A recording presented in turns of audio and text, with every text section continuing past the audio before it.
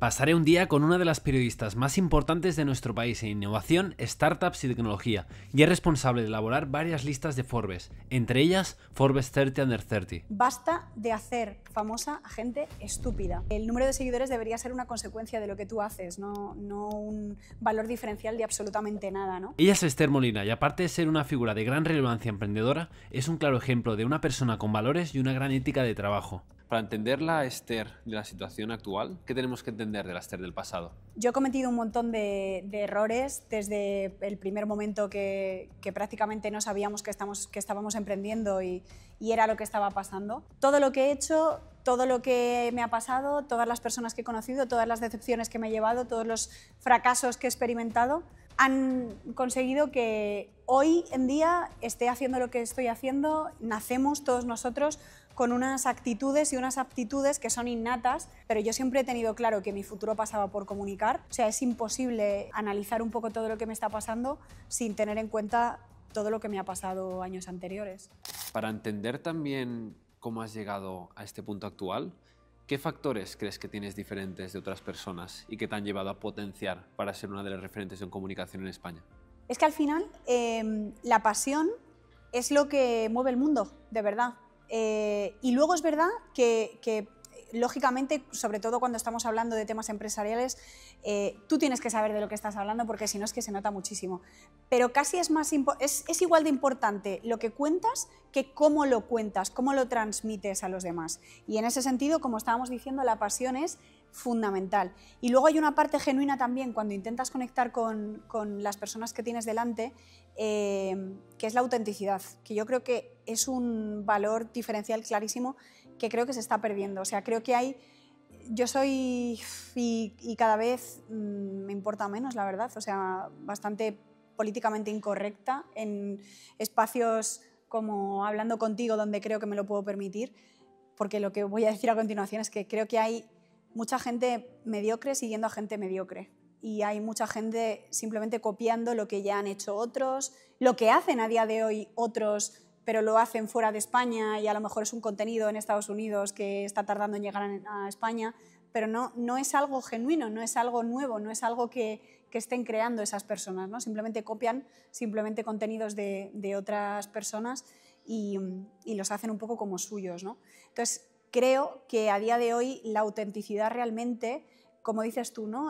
Ese no filtro, cuidado, que no hay que confundir el no tener filtro con ser, por supuesto, una persona maleducada, una persona que creas que puedes decir lo que te da la gana en cualquier circunstancia, porque bueno, existe libertad de opinión y, bueno, cuidado, tu libertad termina donde empieza la mía, para empezar, y siempre creo que hay que mantener un mínimo respeto. Y por supuesto que puedes decir lo que quieras, pero insisto siempre dentro de unos estándares de valores, sobre todo, ¿no?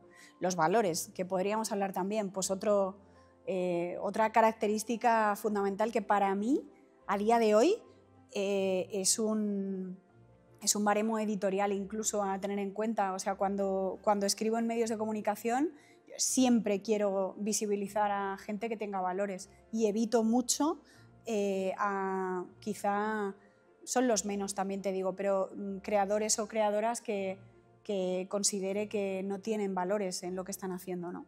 Y creo que la parte de autenticidad es muy clave. Yo lo he vivido a nivel personal. En los últimos 90 días en LinkedIn he llegado a 1,4 millones de impresiones creando posts y digo, vale, ¿por qué puedo llegar a esto? Digo, yo tengo mi empresa y estoy haciendo como el Built-in Public, mostrando todo. Las cosas van bien, las cosas van mal y mostrando. Y hay vídeos a veces que son mega cutres, que me grabo yo con gafas en la habitación explicando realmente cómo me estoy sintiendo en ese momento y eso realmente puede llegar a conectar mucho con la gente. Creo que al final es un juego también de empatía. Sabes que muchas veces cuando comunicas es lo que tú quieres, pero también pensando en cómo quieres que la otra persona vaya a recibir este mensaje. 100%. Y aquí entra también mucho en juego el pensamiento crítico, que es otra de los skills que probablemente más deberíamos incentivar desde pequeñitos. Eso sí que se puede entrenar y yo creo que sí que se está haciendo un gran esfuerzo por parte de muchísimas personas, o sea, administraciones, organismos, empresas públicas, privadas y luego en el día a día, lógicamente, también de los individuos en incentivar ese pensamiento crítico desde edades tempranas, porque es lo que realmente te va a permitir cuestionarte por lo menos todos los inputs que recibes a lo largo del día. O sea, no, ni mucho menos me quiero llevar esto a un terreno completamente apócrifo o a un terreno, digamos, poco veraz, ¿no? Pero por lo menos eso, ¿no? Cuestionarte si los inputs que recibes de la cantidad de gente que está subiendo contenido y que te impactan casi a veces sin poder evitarlo, que te lo encuentras y no lo evitas, plantearte si tiene un mínimo de veracidad, si realmente la persona que hay detrás entiende de lo que está hablando, si realmente hay un trabajo previo hecho, ¿no? Eso lo he hecho muchísimo, muchísimo de menos hoy en día.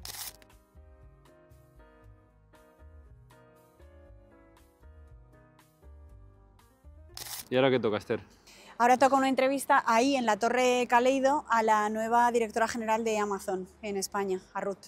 Y ¿Nerviosa?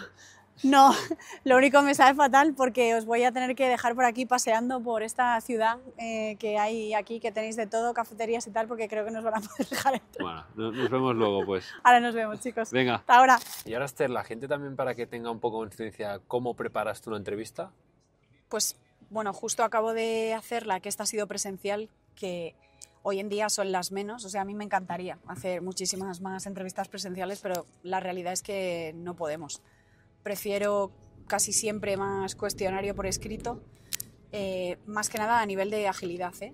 No porque queden mejor, obviamente nada va a sustituir a una entrevista presencial donde, pues como estábamos diciendo, ¿no? Al final pues estableces una conexión con la persona, se va a poner más cómoda, probablemente va a hablar de cosas que no teníais ni habíais hablado con anterioridad, ni le habías pasado a nivel tentativo por dónde iban a ir los tiros de la entrevista. Entonces, a partir de aquí, a partir del bruto, digamos, pues ahora que lo tengo muy fresquito, lo que yo suelo hacer es como mentalmente empezar a pensar posibles titulares, aunque es verdad que el titular suele ir al final normalmente, ¿eh? O sea, lo primero es como el texto, desarrollarlo tal, depende de si, que no tengo muy claro si esta entrevista va a ser en formato pregunta-respuesta o reportajeada, pero bueno, pensar como el grueso. Yo tengo muy claro ya por dónde quiero tirar, que al final yo estoy especializada en tecnología e innovación y más o menos por ahí van los tiros.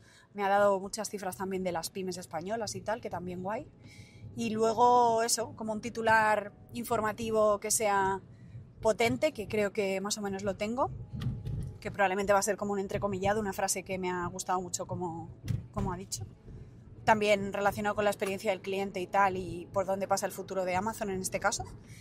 Y a partir de ahí, pues eso, lo ajustas a caracteres, en este caso, caracteres con espacios, y sigues un poco la estructura, depende del medio, o sea, para Forbes yo ya sé lo que tengo que hacer y lo entregas en la fecha. Y quiero abrir también contigo un melón que yo al menos soy muy partidario y también por eso me hace también ilusión hablar contigo, es la parte de valores. Yo te veo como una persona coherente, clara y sobre todo con unos valores firmes que para mí es algo esencial. Es decir, para mí, para cualquier cosa que tienes que hacer hay 3 valores esenciales, que es que todo va de trabajo, disciplina y paciencia. Y hay muchos otros factores que obviamente van a influir, pero es que si tú no trabajas, si tú no eres disciplinado y no tienes paciencia, no vas a conseguir. Y es de las cosas también que me gusta transmitir en el canal, que todas las personas que voy llevando es que tienen un hilo conductor que al final pues tienes que ir como un poco desgranando de la paja y claro, porque ahora en un mundo donde todo se ve, y como lo comentabas, del pensamiento crítico, o sea, es muy fácil que te vendan motos de gente que dice que hace tal, pero después lo aterrizas y dices, vale, no es tanto. ¿Cómo podemos llegar a diferenciar a una persona con valores y una persona que solo te está hablando de lo que ella quiere? Es complicado distinguirlo porque al final pues, la mayoría de estas personas tiene bastantes seguidores. Nadie se para realmente a mirar si la mitad de los seguidores son comprados o no, pero los tienen. El número de seguidores debería ser una consecuencia de lo que tú haces, no un valor diferencial de absolutamente nada, ¿no? A veces se impacta muchísimo más cuando tienes delante a 2, 3, 4, 10 personas que una comunidad online donde dices que tienes 100.000 personas y en realidad no los tienes, ¿no? Entonces, en este sentido, mira, hace unas semanas justo me entrevistaba un buen colega, Emilio Frojan, uno de los cofundadores de Belka, la empresa de vehículos eléctricos, motos eléctricas, y el titular que cogía a raíz de nuestra conversación era muy contundente, pero es que estoy convencida también. Basta de hacer famosa a gente estúpida. Entendiendo por estúpido, según la RAE, una persona sin criterio, una persona completamente que no tiene ningún sentido darle ningún paulo, ¿no? ninguna visibilidad. Entonces, es que es muy importante distinguir a estas personas. Creo que también va muy alineado y de las cosas que yo confío mucho es que el tiempo pone a todo el mundo en su lugar. Es decir, tú puedes ser que ahora, y seguramente que alguno que nos esté escuchando le estará pasando lo mismo, que está haciendo las cosas bien, está trabajando, está tirando adelante su proyecto, pero los resultados aún no llegan. Entonces, que si haces las cosas bien y eres constante y consistente, es que acaban llegando. Lo mismo si haces las cosas mal. Si haces las cosas mal y te están saliendo bien, bueno, disfruta del momento, pero el tiempo pone a todo el mundo en su lugar y hay que confiar un poco en el tiempo y confiar en lo que estás haciendo en el día a día. Totalmente. Es que yo creo que, o sea, los valores son indiscutibles. Quiero decir, o los tienes o no los tienes. O sea, tú no puedes forzar a tener valores, ¿no? Esto me ha pasado también de encontrarme algún perfil que me ha dicho a la cara, no, es que yo quiero ser una persona influyente para los demás, quiero ser una persona referente, quiero convertirme en un referente. Y claro, yo era un chico concretamente con cara de póker en plan, pero, o sea, tú eso no lo eliges, es que o lo eres o no lo eres. O sea, los demás tendrán que decidir si te siguen por lo que ven de ti, por lo que comunicas, por el engagement que generas o no. Con los valores pasa lo mismo, es que son indiscutibles. O sea, es tan claro cuando te encuentras y hablas con una persona que tiene valores o no, que es imposible forzarlos. Porque al final, inevitablemente, Marc, de esto también estoy muy convencida, tú puedes fingir hasta un punto pues tener valores, ¿no? O ser al final un personaje, digamos, idílico. Pero en algún momento, seguro, en el corto o medio plazo, va a salir realmente la esencia de lo que eres. Y la esencia tuya siempre tiene muchísimo más poder que el personaje que quieras fingir en un momento dado. Entonces, casi diría que, mira, si tienes valores, fenomenal. Y si no los tienes, sé tú también. O sea, sé tú e intenta hacer las cosas bien, pero sobre todo, sé tú. Porque al final todos vamos a darnos cuenta realmente de lo que hay detrás. Pero al final todo tiene que ver con la persona, en el núcleo central en el cual somos nosotros. Y creo que también va muy bien autoconocerse y llegar a una percepción de lo que realmente tú eres y tú quieres llegar a ser. Total. ¿Y cómo podemos llegar a conocernos un poco mejor? ¿Sabes? Porque es que parece una pregunta que sea muy simple, sí, pero creo que si le vas sacando la parte de la cebolla, creo que lo más complicado es llegar a conocerse a uno mismo. Realmente, ¿qué es lo que te gusta? ¿Qué es lo que no te gusta? Yo creo que con caso-error, sobre todo, ¿no? O sea, probándote en distintas facetas que te llamen más la atención que otras y realmente siendo muy honesto u honesta contigo mismo para acabar sabiendo definitivamente qué es lo que se te da mejor, dónde eres realmente bueno, dónde realmente podrías hacer algo que tenga cierto impacto de cara a los demás, de cara al entorno que nos rodea a todos y ser consecuente con tus decisiones también, ¿no?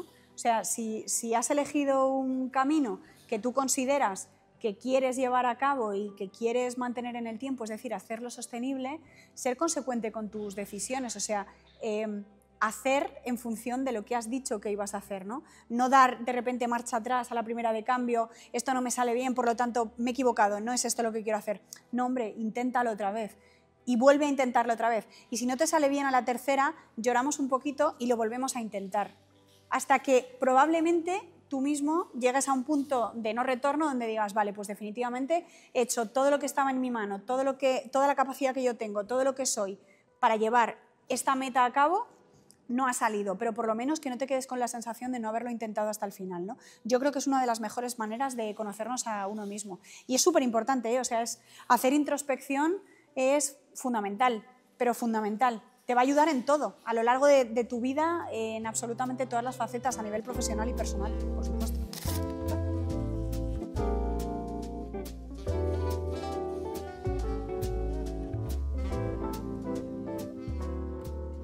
Muchas gracias por esto y que me hace mucha ilusión también porque son de las revistas que he ido siguiendo durante ¿sí? muchos años y poder sentarme contigo, que eres una de las colaboradoras, pues también dice mucho un poco del camino que se va haciendo pues poco a poco.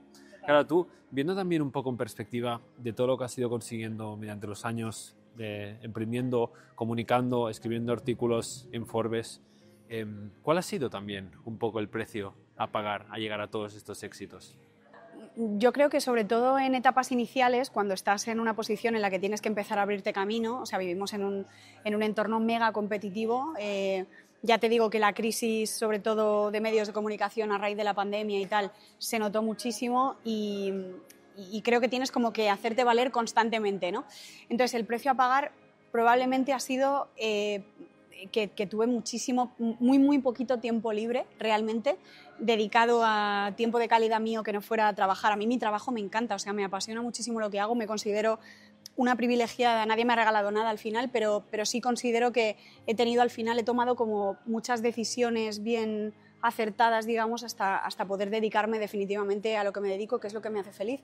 Pero es verdad que, sobre todo al inicio, como te decía, intentar compaginarlo todo fue muy complicado. O sea, a nivel de salud mental, también he contado en alguna ocasión que sufrí un episodio de vértigos, que no le recomiendo a nadie, cuando superé como mi pico de ansiedad máximo en un momento dado. Y me estuvieron dando vértigos durante 6 meses y yo seguía trabajando como si nada, o sea, tenía que seguir entregando cosas, no solo para Forbes, también para el resto de medios donde colaboro, El Español, tal, tenía que seguir presentando eventos, me acuerdo un evento con un montón de gente, de verdad, 400 personas, con una de las ministras por aquel entonces delante, dándome vértigos en el escenario y yo intentando que aquí no pasaba nada para que nadie se diera cuenta. Entonces, quizá el precio a pagar, no me siento nada orgullosa de eso, pero ha sido como darme cuenta realmente de que si yo no estoy bien, primero, nada sale. Entonces, lo primero, lo principal, te dediques a lo que te dediques, es que, uno, estés en consonancia con las decisiones que vas tomando, o sea, que seas coherente, ¿no? Y luego que realmente encuentres la felicidad en lo que hagas. O sea, insisto que el sector en el que te muevas es lo de menos. O sea, la profesión a la que te dediques no tiene importancia mientras sea algo que te haga muy feliz, porque a tu trabajo le vas a dedicar muchísimo tiempo. Entonces tiene que ser algo que de verdad te motive, que te motive de verdad. No, y creo que es un mensaje también en el cual resueno mucho, porque es que para cualquier cosa que quieras hacer, aparte de la pasión, hay que ser muy disciplinado y hay que estar durante un tiempo. Es decir, tú llevas muchos años para ahora poder enseñar esto y poder colaborar con revistas así. Sí. Claro, y al final el camino, aunque a veces parezca complicado al inicio, a la larga siempre vale la pena. Sí, totalmente. Y al final yo creo que también es un pensamiento que tienes que tener precisamente en esas etapas iniciales, ¿no? O cuando estás atravesando momentos, que siempre los hay, de dificultad, es que no es un camino de rosas, ¿no? Estamos hartos de decirlo. Emprender es una carrera de fondo, nada llega de inmediato, ni muchísimo menos. La gente que suele tener prisa pues no acaba muy bien parada. Y al final entender también que el crecimiento personal está en ese proceso, ¿no? Y que tú tienes una meta marcada en el horizonte, que vas a llegar ahí y que tienes que atravesar una serie de dificultades porque inevitablemente van a aparecer. Entonces también aprender de tus errores, por supuesto, no dulcificar el error, que me parece también fundamental. O sea, estoy muy cansada del discurso de ¿te equivocas, fracasas 20.000 veces? No importa, fracasa otras 20.000. Bueno, no, o sea, tienes que intentar al final no fracasar tantísimas veces. Tienes que intentar dar con una idea de negocio que sea sostenible en el tiempo, que sea rentable, ojalá sea escalable y que te permita, pues mira, como nos ha pasado, una de las satisfacciones personales mías con respecto a Wildcom es poder crear empleo, ¿no? Nosotros que estamos creciendo, estamos contratando gente que te permita como una serie de cosas, ¿no? Que van a llegar con el tiempo, que no es inmediato. Y entender eso, que como cualquier marca personal, al final también estamos hablando de marca personal, se construye con los pasitos pequeños hasta llegar a un momento más dulce, ¿no? ¿Tú estás orgullosa del camino que has trazado? Yo estoy muy orgullosa del camino que he trazado. No sé si hubiera hecho las cosas de una forma diferente, la verdad. O sea, creo que no. Creo que todo lo que he hecho al final, todos los errores que he cometido, toda la gente que he conocido, las decepciones que he podido llevarme, todos los aprendizajes al final me han llevado a, pues mira, a estar hablando hoy contigo, aquí, a punto de comenzar un evento de mi agencia y creo que sí, que puedo decir, la verdad, con la cabeza muy alta que estoy orgullosa y todo lo que me queda, ¿eh? O sea, creo que no he alcanzado, digamos, mi mayor faceta profesional. O sea, yo soy una persona muy exigente conmigo, soy muy perfeccionista y pienso que todavía lo puedo hacer un poquito mejor. Antes hablamos también un poco de la parte del camino. Tirando un ejercicio, haciendo un poco de retrospectiva, por ejemplo, a Esther cuando tenía 24 años, es que si la tuvieras delante, ¿qué le dirías? Creo que no le diría nada. Esto suena como un cliché, pero no le diría nada porque es que tiene que equivocarse, tiene que emprender el camino que ha emprendido la Esther de 38 y y tiene que hacerlo más o menos como lo he hecho yo para llegar a ser pues, quien soy yo ahora, ¿no? Independientemente de a lo que me dedique o independientemente de dónde escriba, lo que haga, sobre todo a mí me gusta quedarme eso, con lo que hay detrás de todo eso, o sea, quiénes somos realmente, qué nos mueve, cómo nos comportamos con los demás, cómo nos comportamos con nuestro equipo, y en ese sentido yo estoy orgullosa de la Esther de 2025. No le diría nada, no le daría ninguna pista a la de antes. Ahora hay un momento que siempre me gusta decir que al final es el libro de consejos, que principalmente tienes que escribir un consejo que le darías a jóvenes emprendedores y después pues lo comentamos. ¿Puedes leer el consejo? Sí, he puesto, sé ambicioso y echa un cable siempre que puedas. ¿Por qué? ¿Echar un cable? Primero porque creo que es muchísimo más fácil hacer las cosas bien y requiere mucho menos esfuerzo ser buena persona que ser alguien, digamos, poco honorable o alguien que se empeña en no ayudar a nadie cuando pueda. O sea, creo que, como dice un buen amigo mío, Guillermo de Ayúdame 3D, ayudar es demasiado fácil como para no hacerlo, ¿no? Y luego, sé ambicioso. La ambición me parece fundamental para abrirte camino en un entorno competitivo empresarial. Es un valor, me parece un valor. Lo único que hay que tener cuidado con la ambición es no traspasar esa línea que separa ser ambicioso, es decir, querer llegar a tu mejor versión, con un ego mal gestionado, ¿no? ¿Cuántos proyectos brillantes se han quedado por el camino finalmente porque el equipo directivo, el equipo fundador, la gente que al final tenía el poder de decisión se han equivocado y han acabado siendo una persona pues, que nadie quería seguir, nadie quería leer, nadie quería a alguien a quien no querías parecerte, ¿no? Entonces, me parece importante distinguir que la ambición no tiene nada que ver con el ego mal gestionado, porque el ego también es importante. Es que es súper importante para ser más competitivo, para estar más alerta, para querer al final crecer, que es de lo que estamos hablando, crecer en todos los sentidos, alcanzar tu mejor versión. El objetivo que deberíamos tener es mejorar cada día un poquito y buscar superarnos, porque si lo hacemos, a la larga veremos un gran efecto compuesto. Cada vez estoy más convencido de que este camino va de rodearte de gente buena y buena gente, de ayudar y de ser tú. Y sé que aún queda mucho por construir y por hacer, pero con buenos cimientos será más fácil construir encima. Que nadie os engañe, para conseguir grandes cosas tienes que trabajar mucho y ser disciplinado, y Esther es un gran ejemplo de ello, que después de muchos años persistiendo, ha llegado a la situación actual. Me es difícil resumir la charla de hoy en una palabra, pero creo que le pondría valores. Estás corriendo una maratón, trabaja y confía en el tiempo, que tiene dulces recompensas.